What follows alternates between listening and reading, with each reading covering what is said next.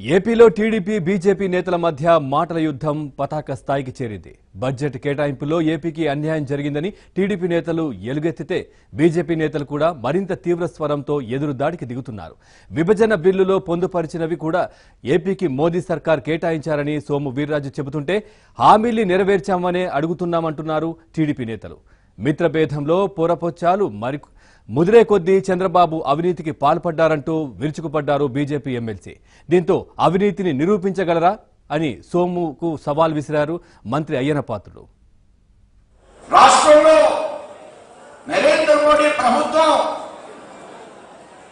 కాంగ్రెస్ ప్రభుత్వం రాష్ట్రంలో 8 యూనివర్సిటీలకే బిల్లులో పెట్టింది. ఆంధ్ర రాష్ట్రానికి కేంద్ర ప్రభుత్వం 16 యూనివర్సిటీలు ఇచ్చిందని గంటా శ్రీనివాసరావు చెప్పాడు. ఇవి బిల్లులో ఉన్నాయా? అదనంగా ఇచ్చింది బిల్లులో ఉన్నాయా? అదనంగా ఇచ్చినవి బడ్జెట్ లో ఉంటాయా? ఎందుకు మాట్లాడుతున్నారు ఇవాళ బడ్జెట్ గురించి? బడ్జెట్ లో పోలవరానికి ఇన్ని నిధులు ఇవ్వాలనేది అవసరం లేనటువంటి పరిస్థితుల్లో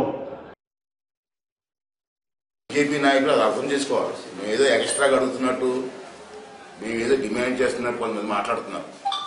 మేము ఎక్స్ట్రాగా ఏం అడగలేదు. విభజన సమయంలో మీరు ఇచ్చిన హామీల్ని మాకు నెరవేర్చండి అని అడుగుతున్నాం.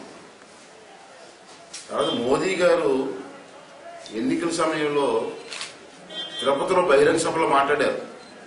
మేము మర్చిపోయినా ప్రజలు మర్చిపోరు, మీ పత్రికల వారి దగ్గర కూడా ఆధారాలు ఉన్నాయి. ఆ రోజు తిరుపతి మహాసభలో ఏం మాట్లాడారండి మోదీ గారు? మీరందరి సహకారంతో నేను ప్రధానమంత్రిని అయితే ఆంధ్ర రాష్ట్రం నష్టపోయింది, ఈ రాష్ట్రాన్ని నా సొంత రాష్ట్రంగా చూసుకుంటాను, ఈ రాష్ట్రాన్ని బ్రహ్మాండ నంబర్ 1 రాష్ట్రంగా డెవలప్ చేస్తానని చెప్పి తిరుపతి వెంకటేశ్వర స్వామి సాక్షిగా తిరుపతిలో మాట్లాడే మాటలు.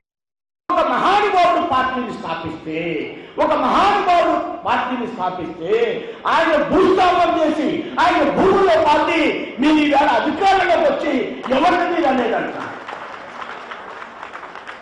మేము నిప్పు కలిగినాం, మీరు అవినీతి పరుగు, మీరు ఏం చేయగలుగుతారు మమ్మల్ని? పరిపాలన లేకుండా వ్యాపారం జరుగుతుంది, రూలింగ్ లేదు, ట్రేడింగ్ జరుగుతుంది. ఎలా వస్తాయండి కోట్లు కోట్లు? ఎలా మీ సంపదలు అభివృద్ధి చెందుతాయండి? 2 ఎకరాల రైతులా మీరు? 2 ఎకరాల రైతులా? మీ సంపద ఈవేళ వేల కోట్లకు వెళ్ళిపోతా. సోము వీర్రాజు గారు ఏం రేటు అనుకుంటాడు, అది ఏమన్నా నాకు అర్థం కాదు. ఇందులో చంద్రబాబు లాంటి వ్యక్తిని, అంత అనుభవం ఉన్న వ్యక్తిని ఏదో చులకంగా మాట్లాడబెట్టిన కదా ఉందా? అవినీతిలో చెప్పు. అయ్యన్న కొద్ది గారు మీరు పలానా దాంట్లో అవినీతి కూడా చెప్పాను డైరెక్ట్ గా. అవినీతి జరిగిందట, బుర్ర చేసి వదిలేడు. అది బుర్ర చేయాలంటే మీరు కడుక్కుంటూ ఉండాలి.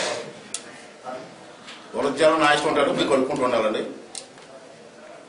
బుర్ర చేయాలి ముందు ఎంతవరకు వాస్తవం తెలుసుకోవాలి. అందులో చంద్రబాబు లాంటి వ్యక్తి మీద బుర్ర చెల్లినప్పుడు ఎంతవరకు వాస్తవం ఉందో నిరూపించుకోవాలి. నీకు దమ్ముంటే నిరూపించు, పలానా విషయంలో అవినీతి జరిగిందని.